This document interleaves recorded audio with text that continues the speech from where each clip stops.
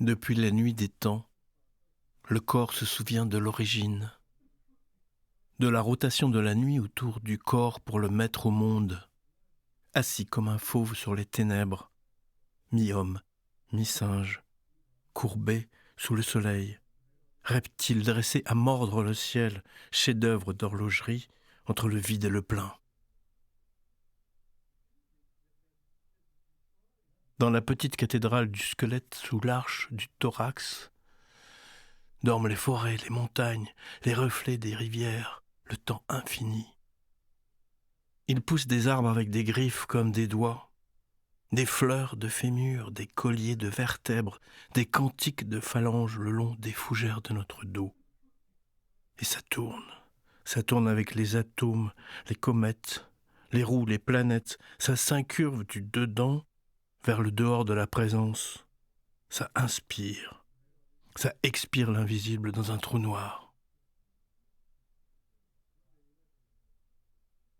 Puis, nous parlons avec des mots, avec les mots des morts, la morsure des mots. Chaque mot est un os articulé à un autre. Chaque mot tient debout le monde et toute la chair, même invisible, de nos pensées, de la langue aussi.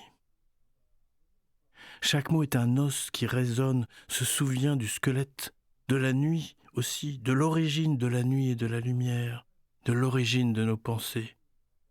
Nous parlons depuis notre pied devenu main, porte-voix, porte ouverte vers l'ailleurs ou vers l'ici, porte vers le ciel où la montagne a soulevé. Main qui frappe, main qui caresse la main, arrache, détruit, ravage, main qui mendie, récolte, pèse et sous-pèse le pour et le contre, main qui sème, sculpte, plante, dessine, creuse ou effleure.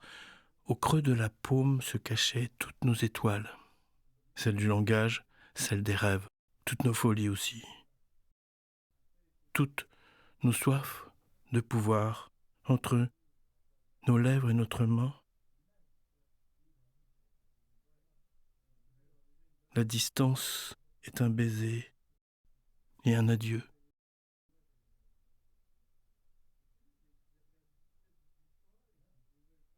L'or est minéral. L'os est minéral. Horlogerie de l'or et de l'os. Entre l'or et l'os, une intime barbarie dessine en transparence le vitrail de toutes nos utopies, de toutes nos folies d'orage, de nos esclaves robotisés. Ce qui reste après la mort entre la pierre et l'os sera lumière.